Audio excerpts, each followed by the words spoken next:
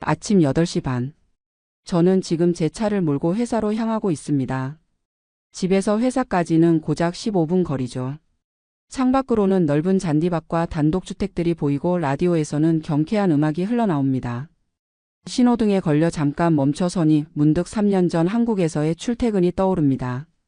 그때 저는 매일 아침 7시에 집을 나서서 지하철 2호선을 타고 강남역까지 가야 했거든요. 집이 신림동이었는데 사당역에서 2호선을 탔죠. 벌써 사당역에서부터 사람들이 꽉 차 있었어요. 그리고 강남역까지 가는 동안 정말 지옥이었습니다.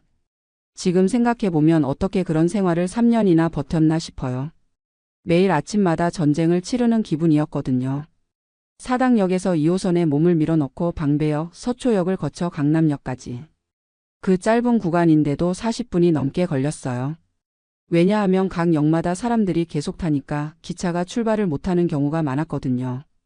특히 사당역에서 방배역 구간이 정말 심했어요. 혼잡도가 170%가 넘는다고 뉴스에서 봤는데 실제로 경험해 보니까 그게 무슨 뜻인지 알겠더라고요. 사람들이 완전히 짓눌려서 숨쉬기도 힘든 상태예요. 겨울에는 그나마 나았는데 여름에는 정말 끔찍했어요. 에어컨이 제대로 안 되는 상황에서 그 많은 사람들이 다닥다닥 붙어 있으니까 금방 찜통이 되는 거예요. 저는 그때 30대 후반이었는데 매일 아침 출근할 때마다 이미 지쳐 있었어요. 회사에 도착하면 벌써 오전 9시가 넘어 있고 지하철에서 사람들에게 치이고 밀리느라 옷은 구겨져 있고 몸은 땀에 젖어 있고 업무를 시작하기도 전에 하루 에너지의 반을 써버린 느낌이었거든요. 퇴근길은 더 심했어요. 오후 6시 반쯤 강남역에서 지하철을 타려고 하면 플랫폼에 사람들이 줄을 서 있어요. 첫 번째 기차는 당연히 못 타죠. 두 번째, 세 번째 기차를 기다려야 겨우 탈 수 있었어요.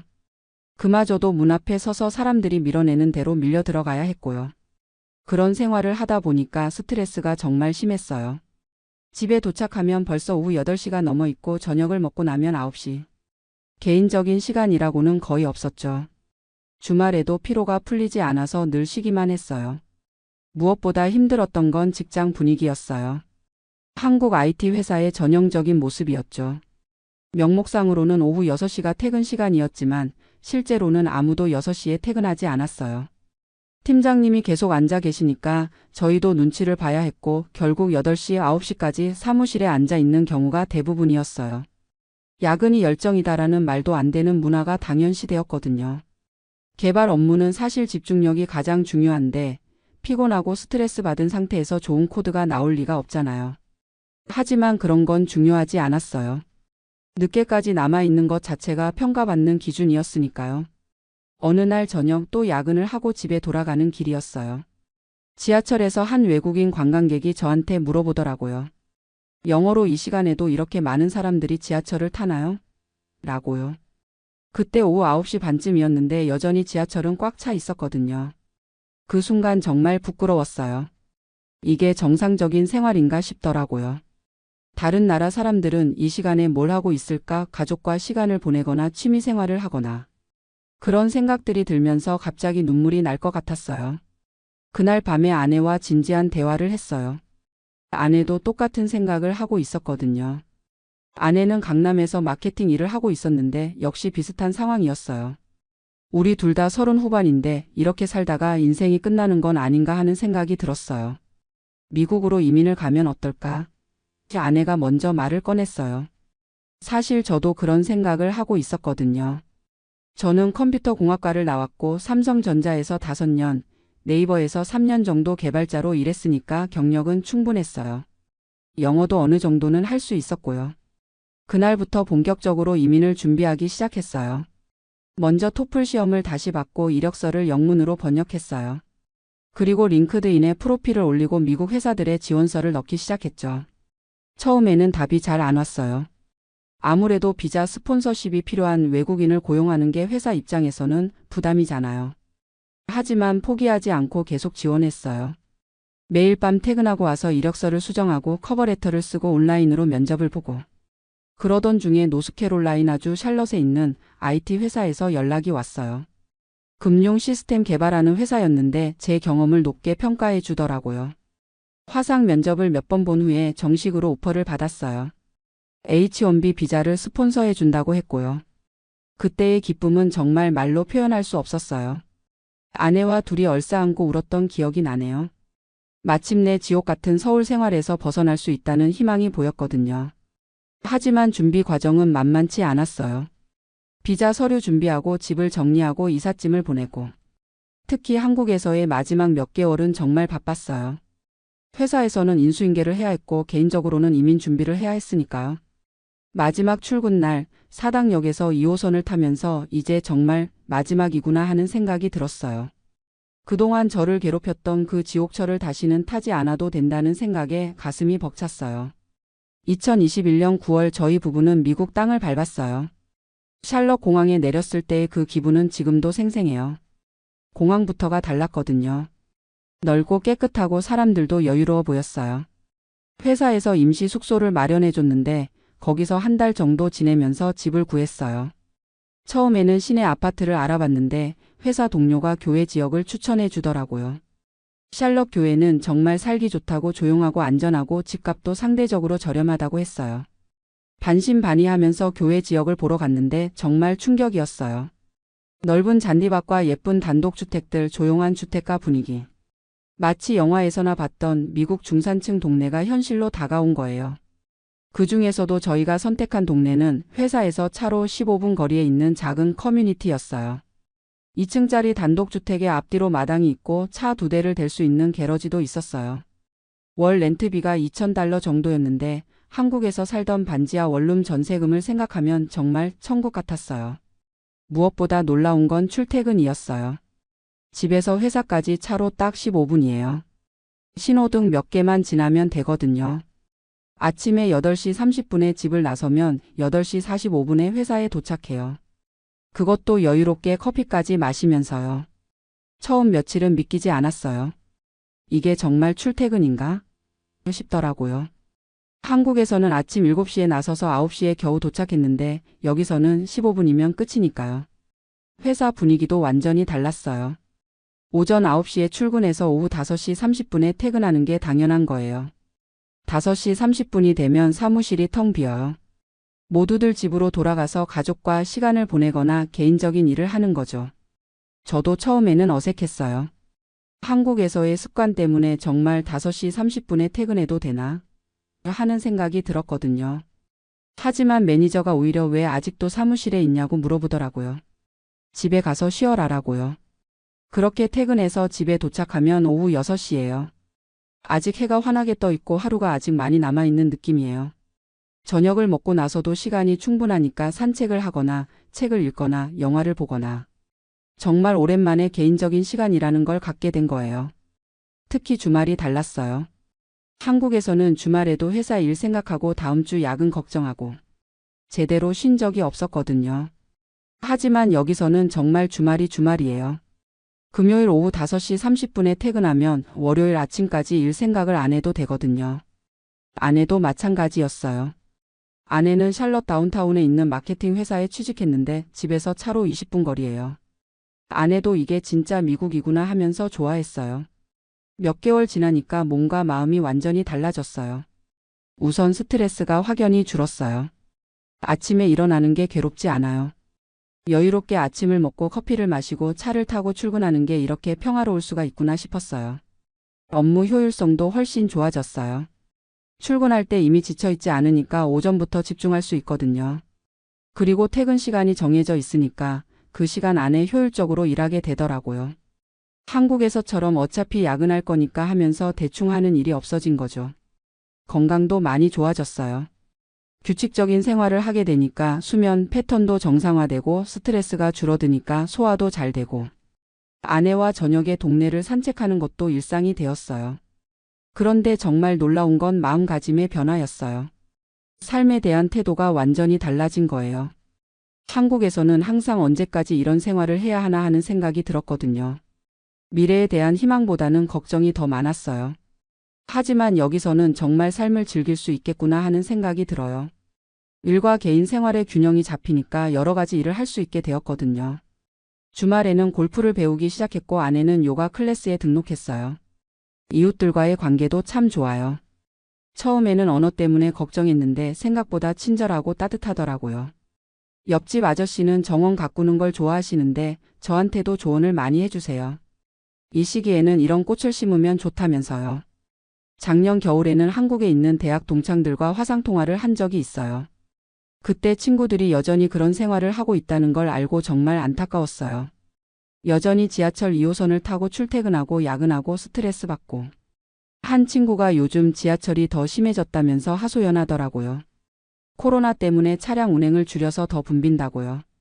그 말을 듣는 순간 정말 다행이라는 생각이 들었어요. 만약 제가 여전히 한국에 있었다면 그 지옥을 더 심하게 겪고 있었을 테니까요. 또 다른 친구는 요즘 회사에서 재택근무도 하는데 그래도 주 3일은 출근해야 한다고 하더라고요. 그것도 큰 변화이긴 하지만 여전히 그 스트레스에서 완전히 벗어나지는 못한 거잖아요. 그때 제가 이렇게 말했어요. 너희도 미국에 와봐. 정말 삶이 달라진다고. 물론 말처럼 쉬운 일은 아니죠. 언어 문제도 있고 가족 문제도 있고 경제적인 부담도 있고. 하지만 가능하다면 정말 추천하고 싶어요. 요즘 아침에 출근할 때마다 감사한 마음이 들어요. 차 안에서 좋아하는 음악을 들으면서 여유롭게 회사로 향할 때 정말 잘한 선택이었구나 하는 생각이 들거든요. 특히 봄이 되어서 길가에 꽃들이 피기 시작하면 그 아름다운 풍경을 보면서 출근할 수 있다는 게 너무 감사해요. 한국에서는 지하철 안에서 사람들에게 치이면서 출근했는데 여기서는 자연을 보면서 출근하니까 하루를 시작하는 기분이 완전히 다른 거예요. 회사 동료들도 한국에서 어떻게 살았냐고 신기해해요. 매일 지하철에서 1시간 넘게 사람들에게 떠밀려 다녔다고 하면 그건 비인간적이다라고 하더라고요. 맞는 말이에요. 정말 비인간적인 생활이었어요. 아내와 가끔 이런 대화를 해요. 만약 다시 한국으로 돌아가라고 하면 어떻게 할 거야? 둘 다 답은 똑같아요. 절대 안 돌아간다. 물론 한국이 우리 고향이고 가족과 친구들이 있는 곳이지만 삶의 질을 생각하면 여기가 훨씬 나은 거예요. 특히 앞으로 나이가 들면서 건강이 중요해질 텐데 스트레스 없는 환경에서 사는 게 얼마나 중요한지 이제 알겠어요. 한국에서처럼 매일 지하철에서 사람들에게 치이고 야근하고 스트레스 받으면서 살다가는 몸이 버틸 수 없었을 거예요. 지금은 건강검진을 받아도 모든 수치가 정상이에요. 혈압도 정상이고 콜레스테롤도 정상이고.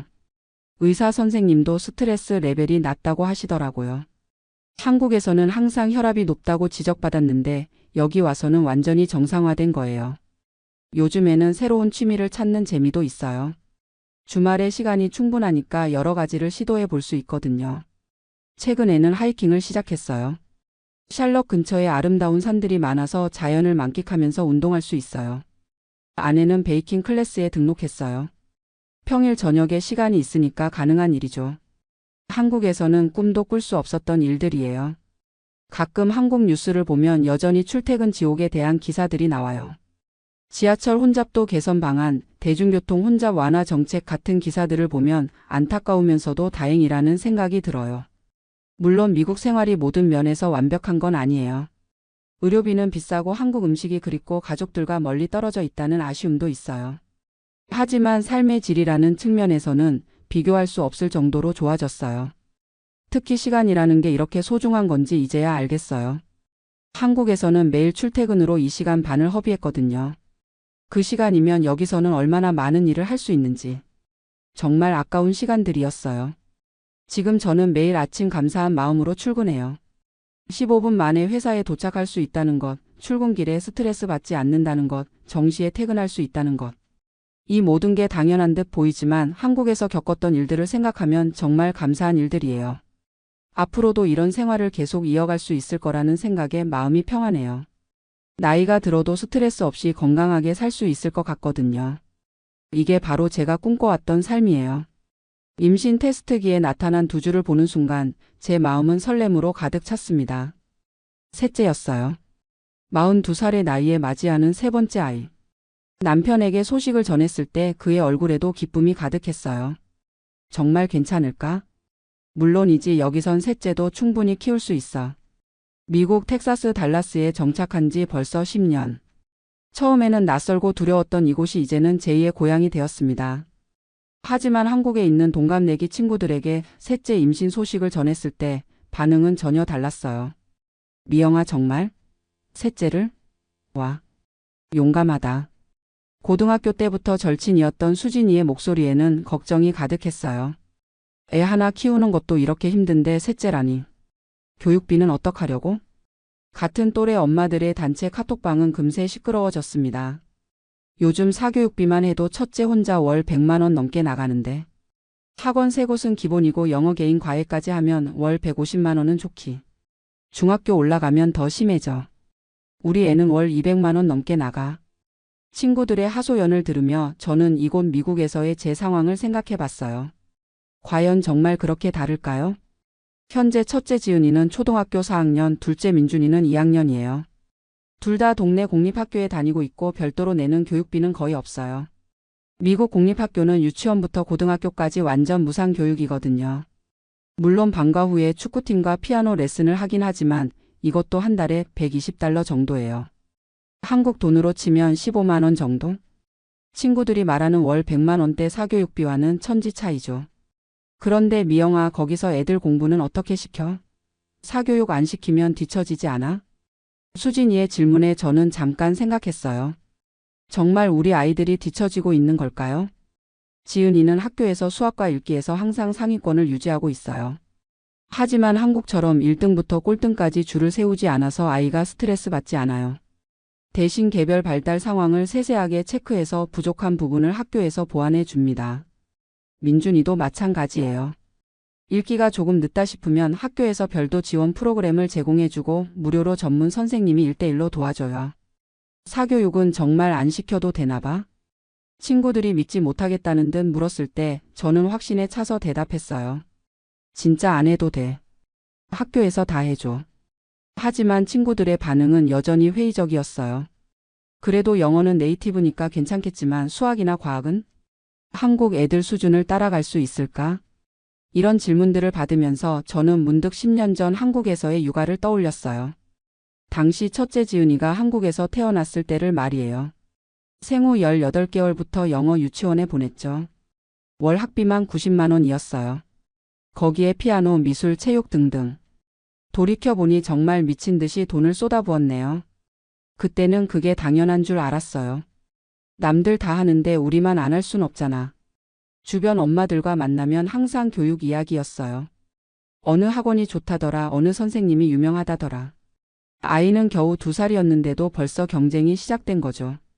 미국으로 이민 와서 처음에는 정말 막막했어요. 한국처럼 학원을 보내야 하나? 영어를 못하는데 어떻게 공부를 따라갈까? 하지만 막상 아이를 현지 유치원에 보내보니 생각보다 훨씬 체계적이었어요. 무엇보다 아이가 행복해했어요. 한국에서는 항상 뭔가를 배워야 하고 성취해야 하고 남보다 앞서야 한다는 압박이 있었는데 여기서는 그런 게 없어요. 아이 자신의 속도에 맞춰서 천천히 발달할 수 있도록 도와주죠. 지은이가 미국 킨더가든에 입학했을 때의 일이 아직도 생생해요. 한국에서 온 저는 당연히 아이가 뒤처질 거라고 생각했어요. 영어도 서툴고 미국 교육 시스템도 모르고. 그런데 담임 선생님이 이렇게 말씀하시더라고요. 걱정하지 마세요. 지은이는 충분히 잘할 수 있어요. 우리가 도와드릴게요. 정말로 학교에서 영어 지원 프로그램을 제공해 줬어요. 일주일에 3번 전문 선생님이 1대1로 영어를 가르쳐 주셨죠. 추가 비용은 일절 없었어요.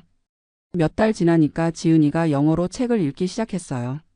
한국에 있을 때보다 훨씬 자연스럽게 스트레스 없이요. 민준이도 마찬가지였어요. 수학을 조금 어려워하자 학교에서 자동으로 별도 지원을 해줬어요. 선생님이 개별적으로 상담을 해주시면서 아이에게 맞는 학습 방법을 찾아주시더라고요. 이런 경험들을 친구들에게 말해도 쉽게 믿지 못하겠다는 반응이에요. 그래도 사립학교 보내는 사람들도 있잖아. 공립학교만으로 정말 충분해? 물론 여기도 사립학교가 있어요. 하지만 저희가 사는 플레이노 지역은 공립학교 수준이 워낙 높아서 굳이 사립을 보낼 이유가 없어요. 텍사스에서도 손꼽히는 좋은 학군이거든요. 그리고 무엇보다 아이들이 행복해해요. 스트레스 받지 않고 자기 속도에 맞춰 배워가고 있어요. 한국 친구들과 화상통화를 할 때마다 느끼는 건데 분위기가 정말 다르더라고요. 우리 애 요즘 영어 학원에서 스트레스 받나 봐. 자꾸 배 아프다고 해. 학원 3개 돌리니까 애가 너무 힘들어해. 그래도 어쩌겠어, 남들 다 하는데. 친구들의 이런 말을 들으면 가슴이 아파요. 아이들이 겨우 초등학생인데 벌써 스트레스에 지쳐 있다니. 반면 우리 지은이와 민준이는 매일 학교 가는 게 즐거워해요. 숙제도 적당하고 주말에는 가족끼리 시간을 보낼 수 있어요. 특히 셋째를 임신했을 때 이런 차이가 더욱 극명하게 느껴졌어요. 한국 친구들은 셋째 소식을 듣고 걱정부터 했어요. 교육비가 얼마나 많이 들까? 사교육비 감당할 수 있을까? 경쟁에서 밀리지 않을까? 하지만 저는 전혀 걱정되지 않았어요. 오히려 기대가 더 컸죠. 이곳에서는 아이가 한 명이든 셋이든 교육비 부담이 크게 달라지지 않거든요. 모든 아이들이 공평하게 양질의 교육을 받을 수 있어요. 그리고 미국 정부에서 제공하는 육아 지원도 상당해요. 차일드 텍스 크레딧으로 자녀 한 명당 연간 $3,000씩 세금 공제를 받아요. 셋째까지 하면 연간 $9,000 한국 돈으로 약 1,000만 원 정도의 혜택이죠. 여기에 프리스쿨 프로그램도 무료로 제공되고 스쿨 런치 프로그램도 있어서 급식비 부담도 적어요. 무엇보다 아이들이 다양한 활동을 할 수 있어요. 학교에서 제공하는 방과후 프로그램도 풍부하고 지역 커뮤니티 센터에서 운영하는 프로그램들도 거의 무료거나 매우 저렴해요. 지은이는 학교 축구팀에서 뛰고 있고 민준이는 미술 클럽에 참여해요. 이런 활동들이 모두 학교나 커뮤니티에서 제공하는 거라서 별도 비용이 거의 안 들어요. 한국에서는 이런 것들도 다 사교육이잖아요. 축구학원, 미술학원. 하나하나 다 돈이 드는데 여기서는 대부분 무료예요. 그런데 가장 큰 차이는 아마도 분위기인 것 같아요.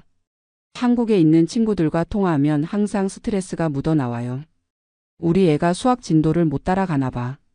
옆집 애는 벌써 중등 과정을 하는데 이번 달에도 학원비가 200만 원 넘게 나왔어.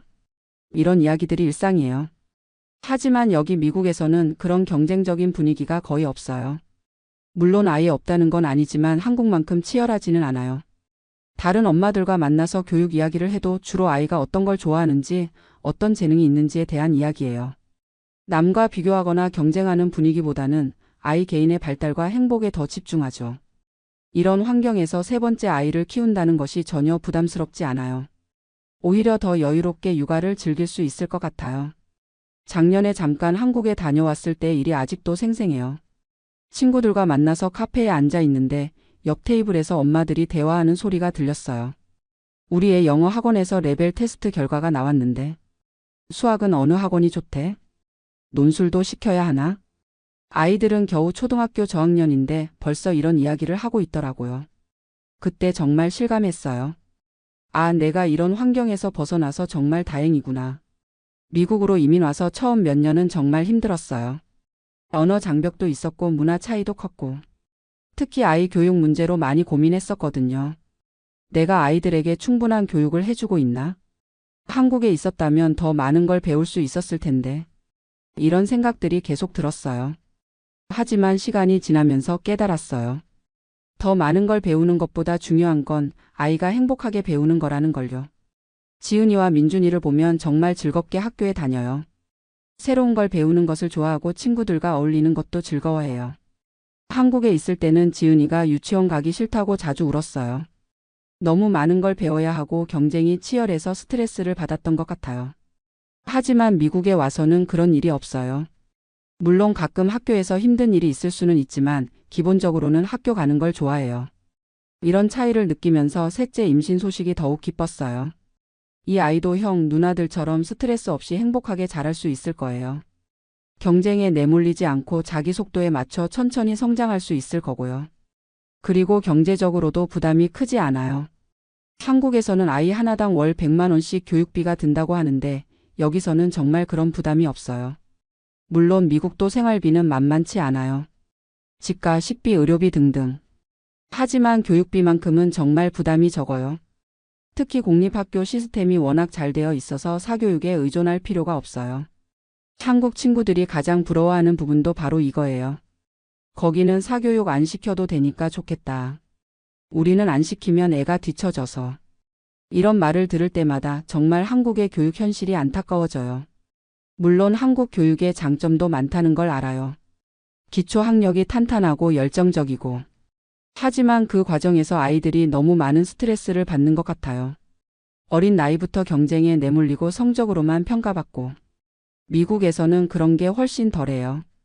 물론 완전히 없다는 건 아니지만 적어도 초등학교 때까지는 아이들이 충분히 놀고 즐기면서 배울 수 있어요. 셋째가 태어나면 이 아이에게도 그런 환경을 만들어주고 싶어요. 스트레스 없이 자신의 재능을 마음껏 펼칠 수 있는 환경을요. 요즘 한국은 출산율이 세계 최저라고 하잖아요. 0.7명대라고. 친구들의 이야기를 들어보면 그 이유를 알 것 같아요. 아이 한 명 키우는 것도 이렇게 힘든데 둘째, 셋째를 가질 엄두가 나지 않는 거죠. 교육비 부담도 크고 경쟁도 치열하고 아이가 행복하게 자랄 수 있을지 확신이 서지 않으니까요. 하지만 저는 이곳에서 셋째를 기다리며 정말 행복해요. 경제적 부담도 크지 않고 교육 환경도 좋고 무엇보다 아이가 스트레스 없이 자랄 수 있다는 확신이 있어요. 친구들이 가끔 물어봐요. 그래도 나중에 한국 돌아갈 생각은 없어? 애들 한국어는 괜찮아? 한국어 문제는 사실 고민이에요. 지은이와 민준이가 한국어를 완전히 잊어버린 건 아니지만 확실히 영어가 더 편해하거든요. 주말마다 한국 학교에 보내고 있고 집에서도 한국어로 대화하려고 노력하지만 한계가 있어요. 하지만 그것보다 더 중요한 건 아이들이 행복하다는 거예요.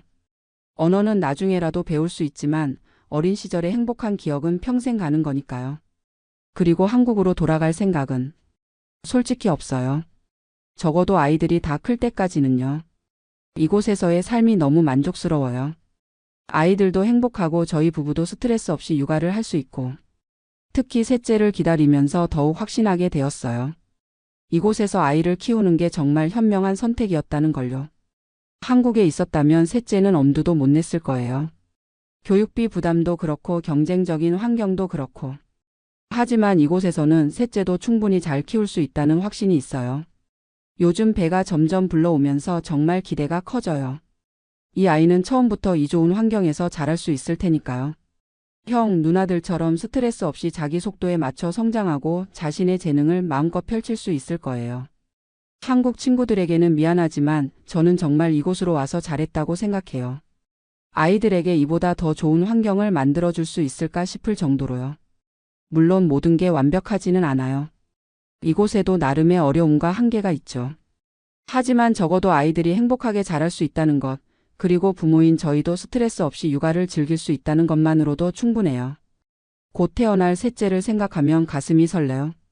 이 아이에게 줄 수 있는 가장 큰 선물은 사랑과 관심, 그리고 스트레스 없는 성장 환경이 아닐까 싶어요. 그리고 그 모든 것을 이곳에서 충분히 제공할 수 있다는 확신이 있어요. 한국에 있는 친구들에게는 정말 미안하지만 저는 이곳에서의 삶에 완전히 만족하고 있어요. 아니, 만족을 넘어서 감사하고 있어요. 10년 전 남편과 함께 내린 이민 결정이 지금 생각해보니 우리 가족에게는 최고의 선택이었던 것 같아요. 안녕하세요. 저는 올해 52살 미국에 산지 20년이 된 평범한 아줌마입니다. 20년이나 살았으면 영어 하나쯤은 술술 해야 할 텐데 부끄럽게도 저는 아직도 미국 사람들과 제대로 된 대화 한 번 나눠본 적이 없어요. 병원 가서도 딸이 통역해주고 은행 가서도 한국말 하는 직원 찾아가고 마트에서도 가격표만 보고 계산대에서는 고개만 끄덕끄덕하죠. 한국에 있는 친구들이 가끔 전화해서 정수가 미국 살면서 영어도 못하면 어떻게 사니? 하고 물어보면 저는 이렇게 대답해요. 나는 지금 세상에서 가장 행복해. 그러면 친구들은 미쳤나? 하면서 웃어요. 하지만 정말이에요. 저는 지금 제 인생에서 가장 행복한 시간을 보내고 있거든요. 오늘은 왜 영어 못하는 제가 이렇게 행복한지 그 진짜 이유를 들려드리고 싶어요. 혹시 저처럼 미국에서 영어 때문에 위축되어 있는 분들이 계시다면 제 이야기가 조금이라도 힘이 되었으면 좋겠어요. 한국에서의 암울한 시절. 이야기는 20년 전으로 거슬러 올라가요. 2004년 32살의 저는 서울 강서구 작은 투룸 전셋집에서 남편과 갓돌이 지난 딸, 그리고 배 속의 둘째와 함께 살고 있었어요. 남편은 대기업 엔지니어였지만 IMF 외환위기의 여파가 아직 남아있던 시절이라 회사 분위기가 늘 불안했죠. 그때 한국 직장 문화가 얼마나 살벌했는지 아세요? 남편은 매일 밤 11시가 넘어서야 집에 들어왔어요. 주말에도 회사에 나가는 일이 다반사였고 회식이라는 이름의 강제 술자리는 거의 매주 있었죠. 임신한 저는 딸을 혼자 키우면서 둘째 출산을 준비해야 했어요. 여보, 이렇게 살면 안 될 것 같아. 남편이 어느 날 밤 지친 얼굴로 말했어요. 회사에서 미국 지사로 갈 사람을 찾는데 우리 가볼까? 처음엔 막막했어요. 영어라고는 중고등학교 때 배운 게 전부인데 딸 키우면서 영어 공부를 다시 할 여력도 없었고요. 하지만 남편의 얼굴을 보니 마음이 아팠어요. 30살도 안 된 남자가 벌써 이렇게 지쳐 보이다니. 그리고 딸아이 미래를 생각하면 이 답답한 한국을 벗어나는 것도 나쁘지 않을 것 같았어요. 한국에서 아이 키우는 것도 정말 힘들었거든요. 우리 딸이 겨우 돌이었는데 벌써 영어 유치원 보내라는 압박이 시작됐어요. 아파트 단지 맘카페에서는 온통 사교육 이야기뿐이었죠. 우리 아이는 벌써 영어 단어 20개 외웠어요. 피아노는 언제부터 시키세요? 이런 이야기들을 들으면 숨이 막혔어요. 남편 직장에서도 스트레스가 이만저만이 아니었어요. 과장님이라는 분이 정말 독하셔서 부하 직원들을 마치 자기 종인 것처럼 부렸어요. 야근은 기본이고 주말에도 갑자기 불러내고 회식 자리에서는 신입사원들한테 원샷을 강요하고 남편이 어떤 날은 새벽 3시에 들어와서 소주 냄새를 풍기며 화장실에서 토하는 걸 보면서 이건 사람 사는 게 아니라는 생각이 들었어요. 그리고 결정적인 사건이 하나 더 있었어요. 둘째를 임신했을 때 산부인과에서 의사 선생님이 말하는 건데 요즘 애들은 다 영어 태교하는데 영어 테이프라도 들으세요. 그 말을 듣는 순간 정말 화가 났어요. 뱃속에 있는 아이까지 영어 경쟁에 내몰아야 하나 싶어서요. 그때 남편이 미국 발령 이야기를 꺼냈을 때 저는 거의 반사적으로 가자라고 했어요. 영어를 못해도 낯선 땅이어도 한국에서 이렇게 숨막히게 사는 것보다는 나을 거라고 생각했거든요. 이민 준비와 첫 미국 생활. 이민 준비하는 동안 저는 나름대로 영어 공부를 해보려고 했어요. 도서관에서 영어회화 책도 빌려보고 인터넷에서 무료 강의도 들어보고. 하지만 지난 아이 돌보면서 임신한 몸으로 공부하는 게 쉽지 않더라고요. 게다가 그때는 인터넷도 지금처럼 발달하지 않아서 좋은 자료 찾기도 어려웠어요. 그래도 기본적인 인사말 정도는 외웠어요. 하이 땡큐 소리 이런 것들이요. 아이가 울 때 달래면서 하이 베이비 이런 식으로 연습도 했고요. 지금 생각해보면 정말 귀여웠죠. 2004년 8월 드디어 미국 땅을 밟았어요. 인천공항에서 로스앤젤레스까지 12시간 비행이었는데 딸아이가 계속 울어서 정말 힘들었어요. 옆자리 승객들 눈치도 보이고 스튜어디스분이 영어로 뭔가 말하는데 알아듣지 못해서 그냥 미소만 지었죠. LA 공항에 도착했을 때의 충격을 아직도 잊을 수 없어요. 일단 규모가 어마어마하게 크더라고요. 인천공항도 크다고 생각했는데 이곳은 정말 미로 같았어요. 영어 안내 방송이 계속 나오는데 하나도 알아들을 수 없었고 푯말들도 다 영어라 어디로 가야 할지 모르겠더라고요. 다행히 남편 회사에서 마중 나온 분이 계셨어요. 한국계 미국인 직원분이었는데 그분이 공항에서부터 임시 숙소까지 안내해 주셨어요. 차 안에서 그분이 한국말로 적응하시는데 시간이 좀 걸릴 거예요. 특히 언어 문제가 제일 클 텐데 코리아타운 근처에 살면 생활은 어느 정도 가능해요 라고 말씀해 주셨어요. 처음 미국에서 마트에 갔을 때가 정말 충격이었어요. 한국에서는 마트 가면 점원들이 어서 오세요 하고 인사도 하고 물어보면 친절하게 설명도 해주잖아요. 그런데 여기는 점원들이 고객을 거의 무시하는 느낌이었어요. 계산할 때도 인사도 없이 그냥 바코드만 찍고 돈만 받더라고요. 더 당황스러웠던 건 음식이었어요. 한국 음식이 그리워서 죽겠는데 한국 마트는 차로 30분은 가야 하는 곳에 있었고 가격도 한국의 서너 배였어요. 김치 한 포기가 8불이었거든요. 그때 8불이면 한국 돈으로 10,000원이 넘었어요. 영어는 정말 문제였어요. 임시 숙소에서 아파트를 구할 때도 남편이 일하는 동안 저 혼자서는 아무것도 할 수 없었어요. 전화 한 통도 제대로 받을 수 없었거든요. 누군가 영어로 전화하면 소리 노 잉글리시라고 하고 끊어버렸어요. 그때 정말 우울했어요. 한국에서는 그래도 남들과 대화도 하고 웃기도 하고 농담도 주고받았는데 여기서는 벙어리가 된 것 같았어요. 마트에서도 뭔가 묻고 싶어도 못 묻겠고 딸아이 때문에 소아과에 가도 의사가 뭐라고 하는지 알아들을 수 없어서 그냥 고개만 끄덕였어요. 코리아타운에서의 적응. 그래서 코리아타운으로 이사했어요. 남편 회사 한국분이 추천해 주신 곳이었는데 올림픽대로에서 조금 들어간 아파트였어요. 한국마트, 한국식당, 한국병원이 다 걸어서 갈 수 있는 거리에 있더라고요. 처음 한국마트에 갔을 때 정말 울컥했어요. 어서 오세요라는 한국말을 들은 게 얼마만인지. 고추장, 된장, 김치까지 다 있었어요. 가격은 비쌌지만 그래도 한국 음식을 해먹을 수 있다는 게 너무 고마웠어요. 한국 식당 아주머니들도 정말 친절하셨어요. 언제 오셨어요? 적응 잘 되세요? 저 이런 말들을 들으니까 마음이 따뜻해졌어요. 한국에서는 그냥 평범했던 대화들이 여기서는 정말 소중하게 느껴지더라고요. 둘째 출산도 코리아타운 한국 산부인과에서 했어요. 의사 선생님이 한국분이셔서 정말 다행이었어요. 미국 병원에서 영어로 출산하는 걸 상상하니까 끔찍하더라고요. 간호사분들도 다 한국말을 하셔서 편안하게 아들을 낳을 수 있었어요. 그런데 애들이 자라면서 문제가 생기기 시작했어요. 딸아이가 미국 어린이집에 다니면서 영어를 배우기 시작했는데 저랑 대화할 때 영어 단어가 섞여 나오는 거예요. 엄마 I want 우유 이런 식으로요. 처음에는 신기하고 기특했는데 점점 제가 이해 못하는 말들이 많아지니까 불안해지더라고요. 한국 친구들이 전화해서 정수가 애들 영어 교육은 어떻게 시키고 있어? 하고 물으면 할 말이 없었어요. 저는 영어를 못하니까 애들 숙제도 봐줄 수 없고 영어책도 읽어줄 수 없었거든요. 그냥 여기서는 저절로 배워라고 둘러댔지만 속으로는 정말 답답했어요. 남편은 회사에서 영어를 써야 하니까 조금씩 늘어가는데 저는 집에서 애들만 봐주니까 영어 쓸 일이 거의 없었어요. 하루 종일 한국말만 하고 살았죠. 한국 방송도 인터넷으로 다 볼 수 있었고 한국 음식도 해먹고 한국 친구들과도 인터넷 전화로 연락했어요. 위기의 순간들. 아이들이 초등학교에 들어가면서 본격적인 문제가 시작됐어요. 학교에서 온 편지들을 읽을 수가 없는 거예요. 딸아이가 통역해 주긴 했지만 아이가 제대로 이해하고 있는지 확신할 수 없었어요. 학부모 미팅 같은 것도 있다고 하는데 가봐야 하나도 이해할 수 없으니까 남편이 갈 수밖에 없었죠. 더 힘들었던 건 아이들이 친구들을 데려올 때였어요. 미국 아이들이 집에 놀러와서 인사를 하는데 저는 하이밖에 할 수 없었어요. 아이들이 뭔가 질문을 해도 못 알아듣겠고 간식을 주려고 해도 뭐라고 말해야 할지 모르겠고. 그럴 때마다 정말 창피했어요. 어느 날 딸아이가 학교에서 다쳐서 응급실에 가야 하는 일이 있었어요. 그때 남편은 출장 중이어서 저 혼자 딸을 데리고 가야 했는데 의사가 뭐라고 하는지 전혀 이해할 수 없었어요.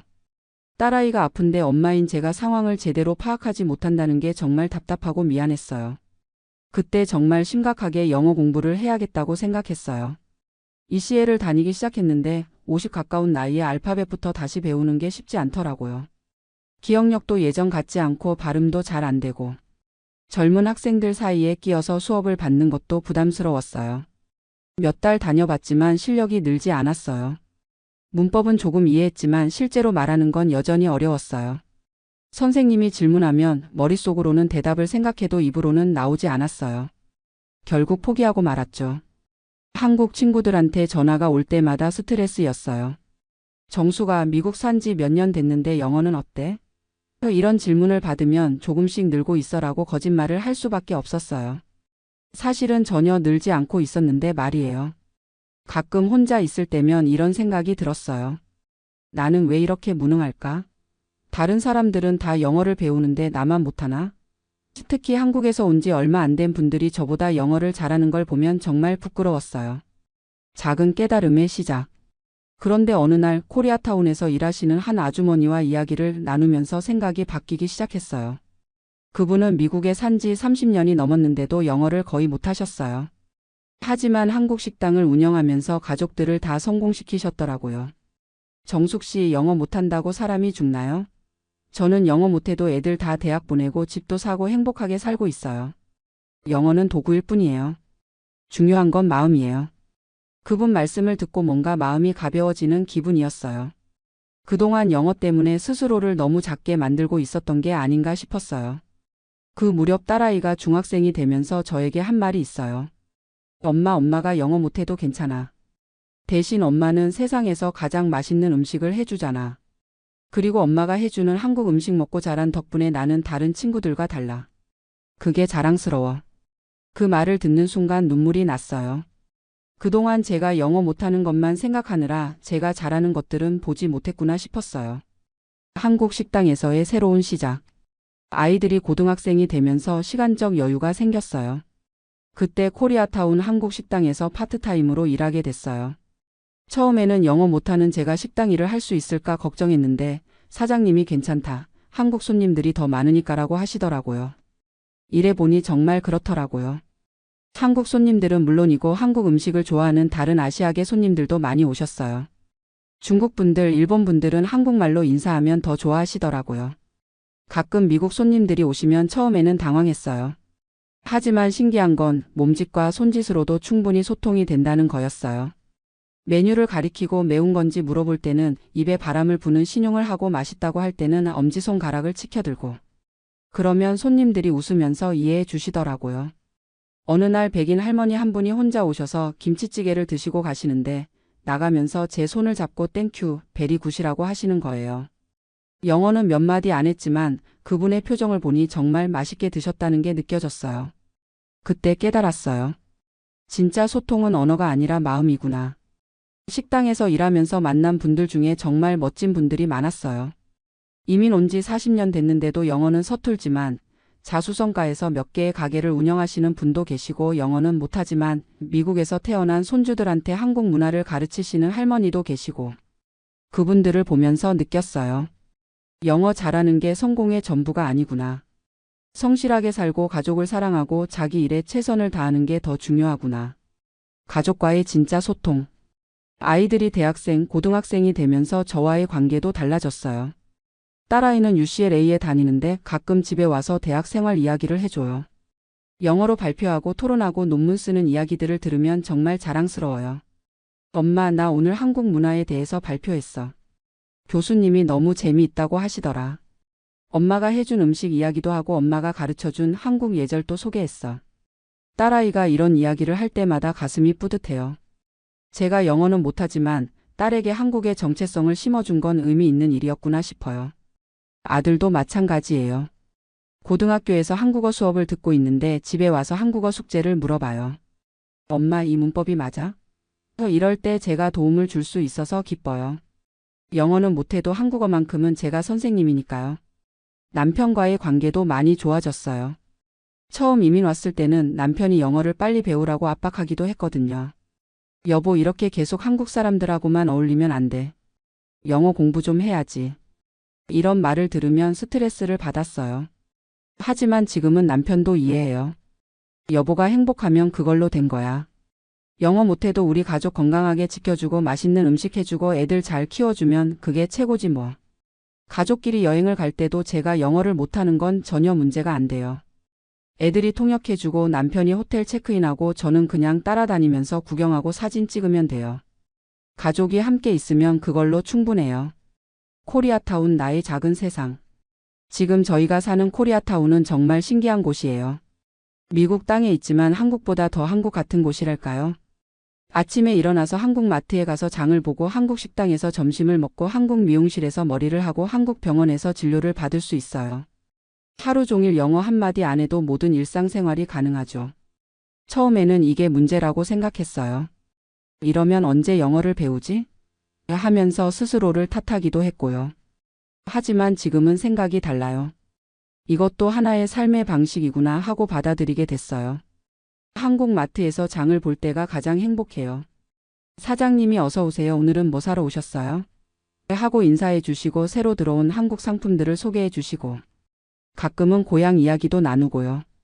사장님은 어디 출신이세요? 저는 부산이에요. 아, 그럼 우리 고향이 가깝네요. 저는 김해예요. 이런 대화들이 얼마나 소중한지 몰라요. 미국에 살면서 한국어로 정겨운 대화를 나눌 수 있다는 게 얼마나 큰 위안인지. 특히 나이 드신 분들과 이야기할 때는 정말 마음이 따뜻해져요. 코리아타운 식당에서 일하면서 만난 단골 손님들도 제게는 소중한 존재예요. 매주 화요일마다 오시는 할머니는 늘 같은 자리에 앉아서 된장찌개를 드세요. 오늘도 간 맞춰서 해주세요라고 하시면서 당신 아들 이야기, 손자 이야기를 들려주세요. 저도 우리 애들 이야기를 해드리고요. 그런 할머니가 어느 날 정숙 씨, 영어 못해도 괜찮아. 우리 때는 한국어도 제대로 못 배우고 살았는데 뭘. 중요한 건 마음씨야라고 말씀해 주셨어요. 일은 넘은 할머니의 그 한마디가 저에게는 어떤 영어 칭찬보다 값진 말이었어요. 영어보다 소중한 것들을 발견하다. 요즘 저는 영어 못하는 것에 대해 전혀 부끄러워하지 않아요. 대신 제가 가진 다른 능력들을 발견했거든요. 첫째는 요리 실력이에요. 20년 동안 한국 음식을 꾸준히 해오면서 실력이 정말 늘었어요. 김치도 담그고 된장도 담그고 고추장도 만들어요. 딸아이 대학 친구들이 집에 놀러와서 제가 해준 불고기를 먹고는 오마이갓, 디스 이즈 어메이징이라고 감탄해요. 영어는 못해도 그 표정만 봐도 얼마나 맛있어 하는지 알 수 있어요. 둘째는 사람을 돌보는 능력이에요. 식당에서 일하면서 느끼는 건데 저는 손님들이 뭘 원하는지 표정만 봐도 알 수 있어요. 아픈 사람, 힘든 사람, 외로운 사람들을 알아보는 눈이 생겼어요. 말은 통하지 않아도 따뜻한 미소 하나, 정성스럽게 차려주는 음식 한 그릇으로 마음을 전할 수 있어요. 셋째는 인내심이에요. 20년 동안 영어 못하는 서름을 참으면서 키운 인내심이 이제는 제 장점이 됐어요. 어떤 어려운 상황에서도 급하게 굴지 않고 차근차근 해결책을 찾아가는 힘이 생겼어요. 그리고 가장 중요한 건 한국 문화를 지켜나가는 역할이에요. 아이들에게 한국어를 가르치고 한국 음식을 해주고 한국의 명절을 챙기고 한국의 예의 범절을 알려주는 일. 이런 일들은 영어를 잘한다고 해서 할 수 있는 게 아니에요. 한국에서 자란 저이기 때문에 할 수 있는 일이죠. 진짜 성공은 무엇인가? 한국에 있는 친구들은 가끔 저를 걱정해요. 정수가 미국 가서 영어도 못하고 변변한 직업도 없고 그게 성공한 삶이야? 이런 말을 들으면 처음에는 기분이 좀 나빴어요. 하지만 지금은 자신 있게 대답할 수 있어요. 나는 성공했어. 내 기준으로는. 제가 생각하는 성공은 이런 거예요. 가족이 건강하고 행복한 것. 아이들이 꿈을 향해 열심히 살아가는 것. 남편과 서로 사랑하며 살아가는 것. 매일 아침 감사한 마음으로 일어날 수 있는 것. 이런 게 진짜 성공 아닌가요? 딸아이는 대학에서 한국학을 부전공으로 하고 있어요. 엄마 덕분에 한국 문화에 대해 더 깊이 알게 됐어. 나중에 한국과 미국을 연결하는 일을 하고 싶어라고 해요. 아들도 한국어에 관심이 많아서 나중에 한국에 교환학생으로 가고 싶다고 해요. 이런 아이들을 보면 제가 영어 못하는 게 전혀 문제가 아니라는 생각이 들어요. 오히려 제가 한국 정체성을 잃지 않고 살아온 덕분에 아이들이 더 풍부한 문화적 배경을 가지게 된 것 같아요. 나만의 행복 찾기. 요즘 저의 하루는 이렇게 흘러가요. 아침에 일어나서 남편과 아이들 아침을 차려주고 식당에 가서 일하고 저녁에는 가족과 함께 시간을 보내요. 주말에는 한국 마트에서 장을 보고 가끔 한국 영화도 보러 가고 한국 친구들과 전화통화도 해요. 단순하고 평범한 일상이지만 저는 이 생활이 너무 만족스러워요. 스트레스 받을 일도 별로 없고 매일매일 소소한 행복들을 느낄 수 있어요. 가끔 한국 드라마를 보면서 한국이 그리울 때도 있어요. 하지만 이제는 그리움도 달콤해요. 언젠가 한국에 가면 어디 가서 뭘 먹을까, 친구들 만나서 옛날 이야기를 할까 이런 상상을 하는 것만으로도 행복해요. 식당에서 일하면서 만나는 한국 관광객들을 보면 더 재미있어요. 여기 진짜 한국 같아요. 미국에서 이렇게 맛있는 한국 음식을 먹을 수 있다니. 이런 말들을 들으면 뿌듯해요. 제가 일하는 이곳이 한국을 그리워하는 사람들에게 작은 위안이 되고 있구나 싶어서요. 같은 처지의 분들에게. 혹시 이 글을 읽고 계신 분 중에 저처럼 미국에서 영어 때문에 위축되어 계신 분이 있다면 이 말씀을 드리고 싶어요. 영어 못한다고 부끄러워하지 마세요. 언어는 소통의 도구일 뿐이에요. 진짜 소통은 마음으로 하는 거예요. 따뜻한 미소, 정성스러운 손길, 진심 어린 관심. 이런 것들이 어떤 유창한 영어보다 사람의 마음을 움직일 수 있어요. 그리고 당신만의 장점을 찾아보세요. 요리를 잘하신다면 그것으로 사람들을 행복하게 해주세요. 손재주가 있으시다면 그걸로 의미 있는 일을 해보세요. 인생 경험이 풍부하시다면 그 지혜를 나누세요. 영어 실력보다 훨씬 소중한 능력들이 분명히 있을 거예요. 무엇보다 행복의 기준을 남이 정해주게 하지 마세요. 남들이 보기에 성공해 보이지 않아도 당신이 만족하고 감사할 수 있다면 그게 진짜 성공이에요. 진짜 이유. 지금까지 긴 이야기를 들어주셔서 고마워요. 그래서 제가 영어 못해도 행복한 진짜 이유가 뭐냐고요? 첫째, 가족의 사랑이에요. 영어 못하는 엄마 아내지만 가족들이 저를 있는 그대로 사랑해줘요. 이보다 큰 행복이 어디 있을까요? 둘째, 작지만 확실한 제 자리가 있어요. 코리아타운이라는 작은 세상에서 저만의 역할이 있고 저를 필요로 하는 사람들이 있어요. 셋째, 매일매일 감사할 일들이 있어요. 맛있는 음식을 해 먹을 수 있고 가족이 건강하고 평화로운 일상을 보낼 수 있어서 감사해요. 넷째, 꿈이 있어요. 손주들이 태어나면 한국어도 가르쳐주고 한국 음식도 해주고 한국 문화도 전해주고 싶어요. 제가 할 수 있는 일이 아직 많이 남아 있어요. 마지막으로 이 모든 걸 영어 없이도 이룰 수 있다는 걸 깨달았기 때문이에요. 언어는 중요하지만 전부가 아니에요. 사랑하고 나누고 감사하는 마음이면 충분해요. 이제 52살이 된 저는 당당하게 말할 수 있어요. 나는 영어 못하지만 행복해. 그리고 그게 문제 없어. 여러분도 자신만의 행복을 찾으시길 바라요. 영어 잘하는 것보다 훨씬 소중한 것들이 이 세상에는 많이 있거든요. 안녕하세요. 저는 현재 미국 캘리포니아주 로스앤젤레스에서 양로원 간병사로 일하고 있는 53세 이정숙입니다. 한국에서 이민 온 지 이제 7년째가 되었네요. 오늘 제가 이 사연을 보내는 이유는 정말 많은 분들에게 말하고 싶은 것이 있어서입니다. 한국에서 간병사로 일했던 경험과 미국에서의 지금을 비교해보면 정말 너무나 다른 현실의 때때로 꿈만 같다는 생각이 들어요. 제가 미국으로 오게 된 것은 정말 우연한 계기였습니다. 한국에서 간병사로 15년 넘게 일하면서 정말 많은 것을 보고 겪었거든요.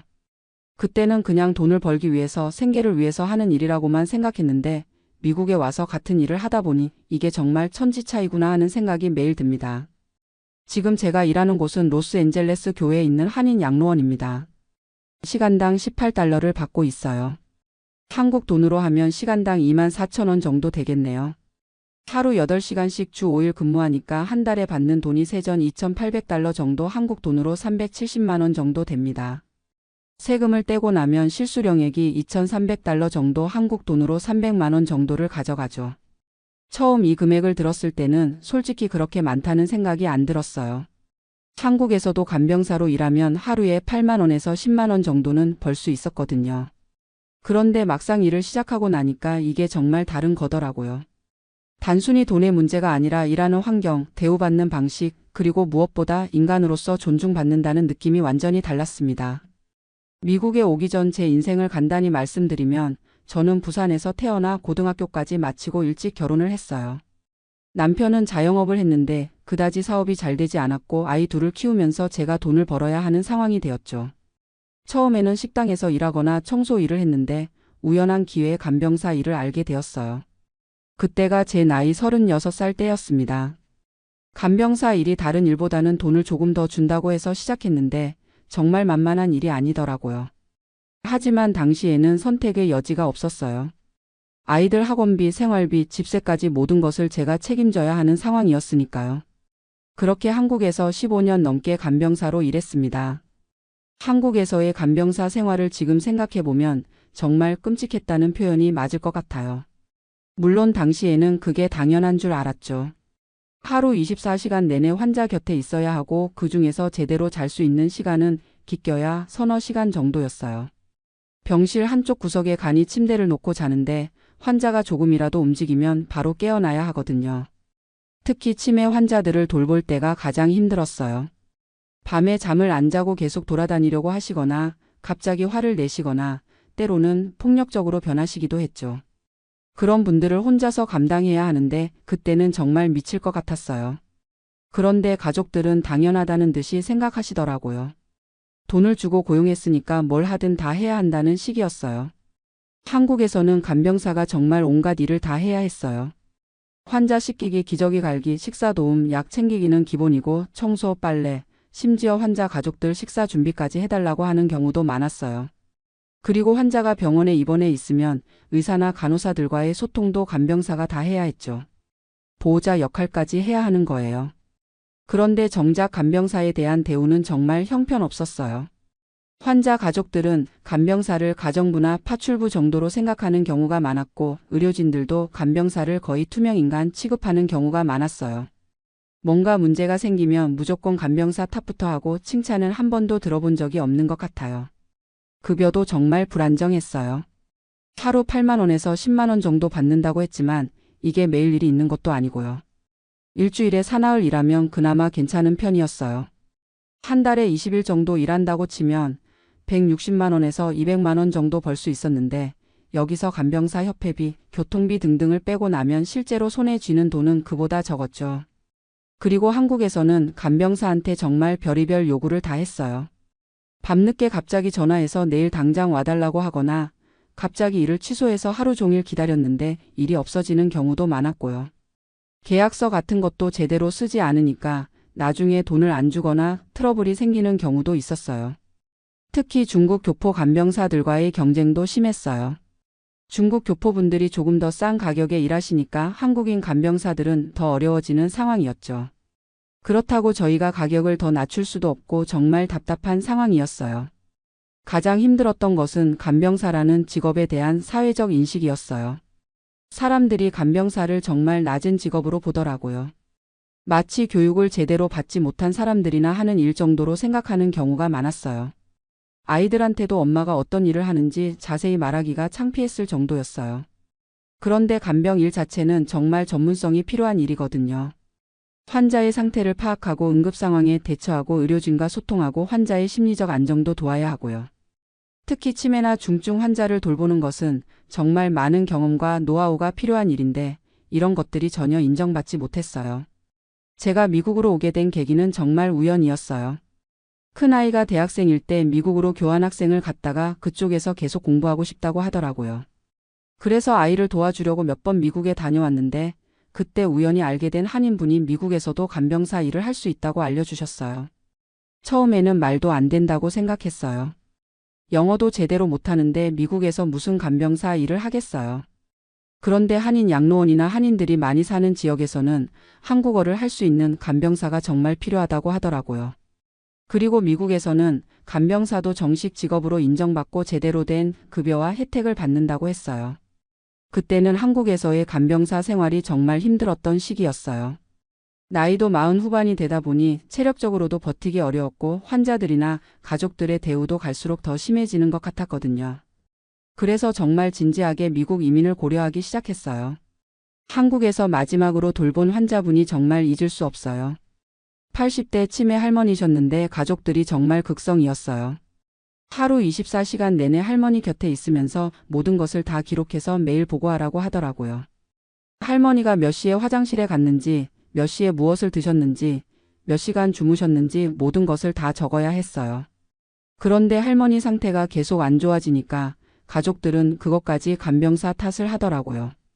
제가 제대로 돌보지 않아서 할머니가 더 안 좋아진다고 간병비를 깎겠다고 하는 거예요. 정말 억울했지만 항변할 방법도 없었어요. 그냥 참고 일해야 하는 상황이었죠. 그때 정말 이 일을 더 이상 할 수 없겠다는 생각이 들었어요. 나이 50이 넘어서까지 이런 대우를 받으면서 살 수는 없다고 생각했죠. 마침 큰아이가 미국에서 영주권을 받을 수 있게 되었고 저도 가족 초청으로 갈 수 있는 기회가 생겼어요. 이민 준비는 정말 힘들었어요.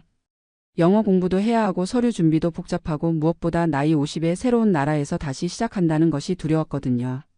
한국에서는 그래도 15년 넘게 간병사로 일한 경험이 있었는데 미국에서는 모든 것이 처음부터 다시 시작이잖아요. 하지만 한국에서의 마지막 몇 년간의 경험이 정말 너무 힘들었기 때문에 어떻게든 새로운 환경에서 일해보고 싶었어요. 그래서 이민을 결심했죠. 이민 와서 처음 몇 개월은 정말 힘들었어요. 영어도 서툴고 미국의 의료 시스템도 잘 모르고 간병사 자격증도 다시 따야 했고요.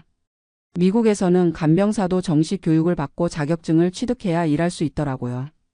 40시간 정도의 교육과정을 이수하고 시험을 봐야 했어요. 교육과정은 정말 체계적이었어요.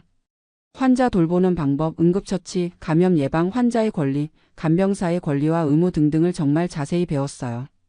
한국에서는 그냥 경험으로 배웠던 것들을 이론적으로 체계적으로 배우니까 새로웠어요. 그리고 무엇보다 간병사도 전문직이라는 인식을 심어주는 교육이었어요.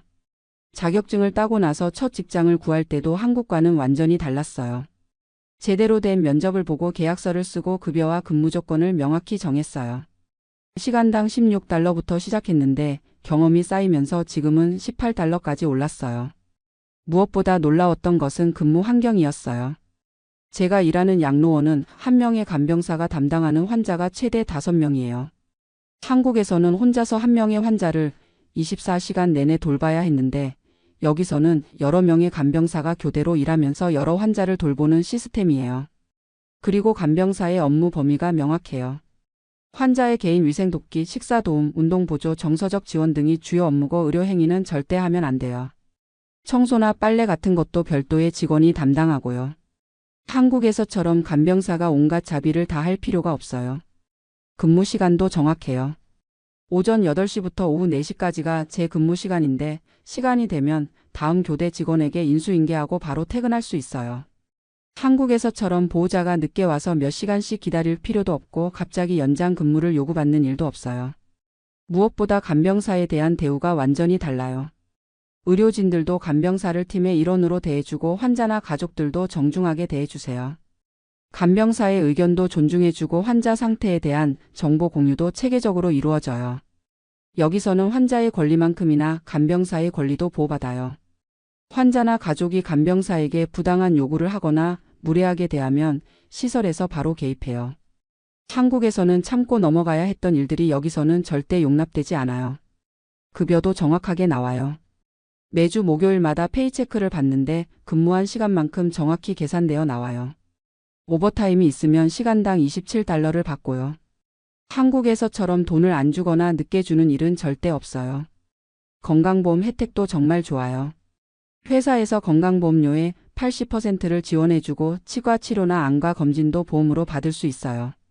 한국에서는 간병사는 일용직이라 건강보험이나 다른 혜택이 전혀 없었거든요. 연차 휴가도 있어요. 1년에 2주일 정도의 유급 휴가를 쓸 수 있고 병가도 따로 있어요.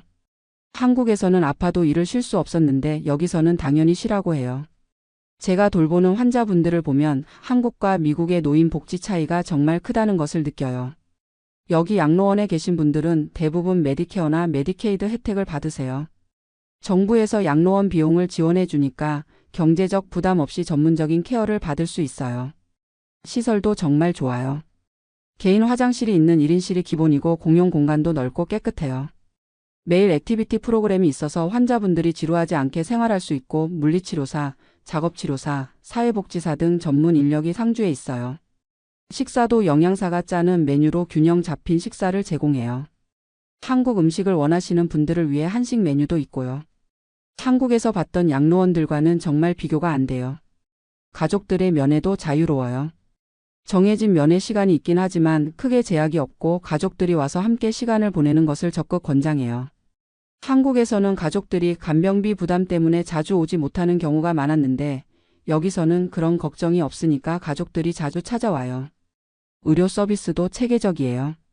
정기적으로 의사가 회진을 돌고 응급 상황이 생기면 바로 병원으로 이송할 수 있는 시스템이 갖춰져 있어요. 약물 관리도 약사가 담당하고 간병사가 임의로 약을 주거나 의료 행위를 하는 일은 절대 없어요. 환자분들의 표정도 한국에서 봤던 분들과 다른 것 같아요.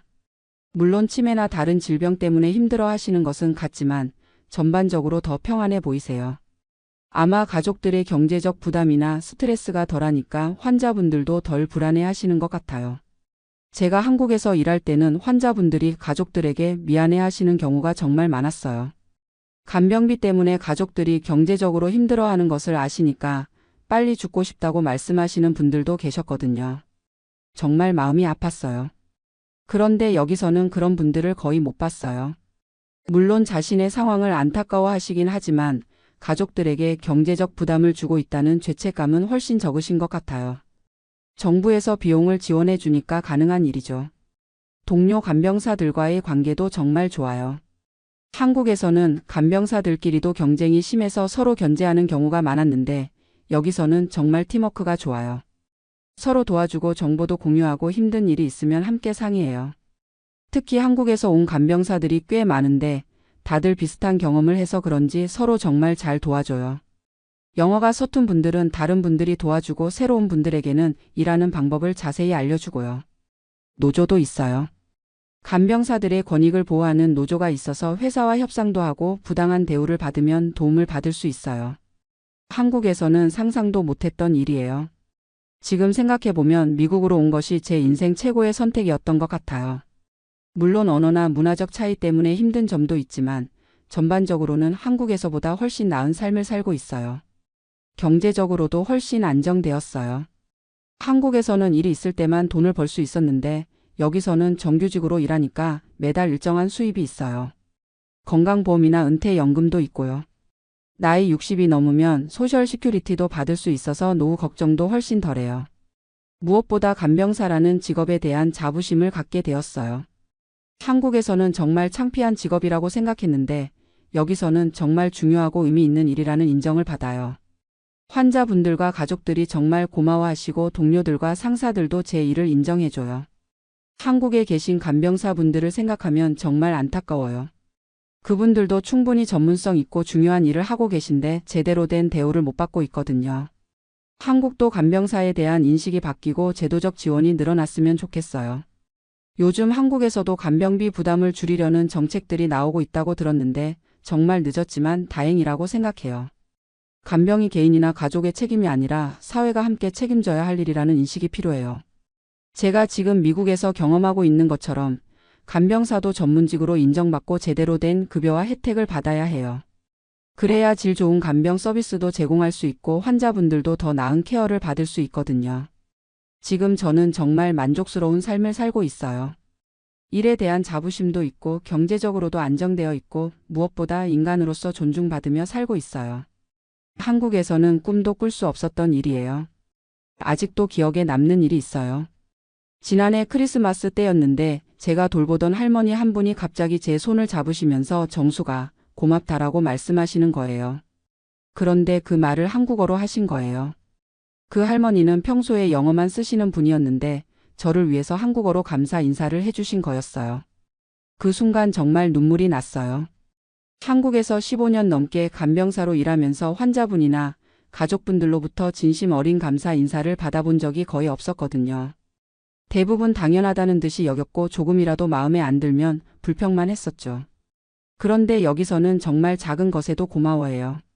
환자분들이 제 이름을 부르면서 인사해 주시고 가족분들도 만날 때마다 정말 고맙다고 말씀해 주세요. 이런 인정과 존중을 받으니까 일하는 보람도 훨씬 크고 더 잘해드리고 싶은 마음도 생겨요. 직장에서의 승진 기회도 있어요. 지금은 일반 간병사지만 경험을 더 쌓고 추가 교육을 받으면 슈퍼바이저나 간병팀장 같은 관리직으로도 올라갈 수 있어요. 급여도 더 올라가고요. 한국에서는 간병사가 아무리 오래 일해도 그냥 간병사일 뿐이었는데 여기서는 경력 발전의 기회가 있어요. 회사에서 제공하는 교육 프로그램도 정말 좋아요. 매월 한 번씩 직무 교육이 있고 새로운 간병 기술이나 환자 돌봄 방법에 대해 배울 수 있어요. 치매 환자 케어 전문 과정이나 응급처치 고급 과정 같은 것도 회사 비용으로 수강할 수 있어서 전문성을 계속 키울 수 있어요. 한국에서는 간병사가 개인적으로 모든 것을 해결해야 했는데 여기서는 정말 체계적인 지원 시스템이 있어요. 힘든 환자를 돌볼 때는 심리 상담도 받을 수 있고 업무상 스트레스를 받으면 상사나 동료들과 상의할 수 있는 시스템도 있어요. 특히 제가 놀란 것은 환자의 인권에 대한 철저한 보호예요. 환자분들을 어떻게 대해야 하는지에 대한 명확한 가이드라인이 있고 조금이라도 부적절한 대우를 하면 바로 문제가 되어요. 한국에서는 간병사가 환자에게 화를 내거나 거칠게 대하는 경우도 있었는데 여기서는 그런 일이 절대 용납되지 않아요.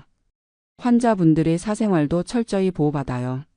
환자 정보는 절대 외부에 유출하면 안 되고 환자분들의 개인적인 일은 가족들 외에는 공유하지 않아요. 한국에서는 간병사들끼리 환자 이야기를 하는 경우가 많았는데 여기서는 그런 것이 엄격히 금지되어 있어요. 지금 제가 일하는 양로원에는 한국분들뿐만 아니라 다양한 국적의 어르신들이 계세요. 중국분들, 일본분들, 필리핀분들도 계시고요. 처음에는 언어 소통이 걱정되었는데 의외로 간병 일에서는 언어보다 마음이 더 중요하다는 것을 깨달았어요. 언어가 통하지 않아도 환자분들의 표정이나 몸짓을 보면 무엇을 원하시는지 알 수 있어요. 그리고 진심으로 돌봐드리는 마음이 전해지면 환자분들도 마음을 열어주세요. 오히려 한국에서 한국 환자분들을 돌볼 때보다 더 감사해 하시는 경우가 많아요. 미국 생활에서 가장 큰 변화는 주말이 정말 주말이라는 점이에요. 한국에서는 간병사 일이 워낙 불규칙해서 주말이나 휴일 구분이 없었거든요. 갑자기 연락이 와서 나가야 하는 경우도 많았고요. 그런데 여기서는 주말에는 정말 푹 쉴 수 있어요. 주말에는 한인교회에 나가거나 한인마켓에서 장을 보고 한국 친구들과 만나서 수다 떨고 그래요. 이런 개인적인 시간을 가질 수 있다는 것이 정말 큰 행복이에요.